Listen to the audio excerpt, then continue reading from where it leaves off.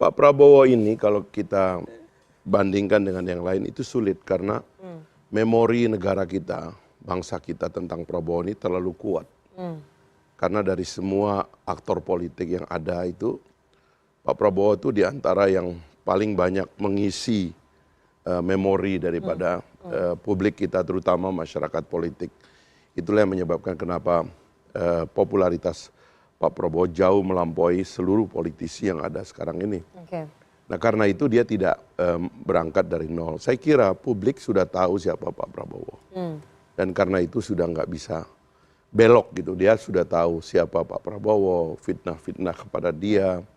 Semua tuduhan-tuduhan yang tidak berdasar kepada dia. Dan dia sudah terima itu dengan sangat baik dan menjalani satu proses yang luar biasa. Anda bayangkan ya, dari semua keraguan orang itu, Pak Prabowo bisa bikin partai, satu instrumen terpenting dalam masyarakat demokrasi, yang partai itu dimulai dari nol. Sekarang menurut survei, partai itu kemungkinan akan menjadi pemenang pemilu.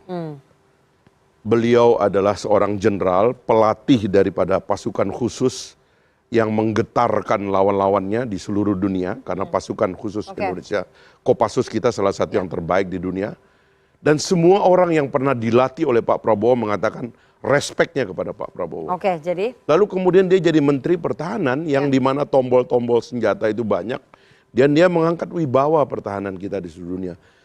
Jadi sudahlah ya, kita ini udah terlalu banyak tahu tentang Prabowo. Jadi kalau kita ini menanggapi atau memperdebatkan gaya Pak Prabowo, intonasi bicaranya Pak Prabowo, sudah nggak mungkin itu karena kita sudah tahu betul siapa dia gitu. Jadi kita ini nggak perlu mendramatisir hal-hal yang sebenarnya itu orang sudah tahu begitu. Selanjutnya saya kira ini tentang klaim tentang Pak Jokowi.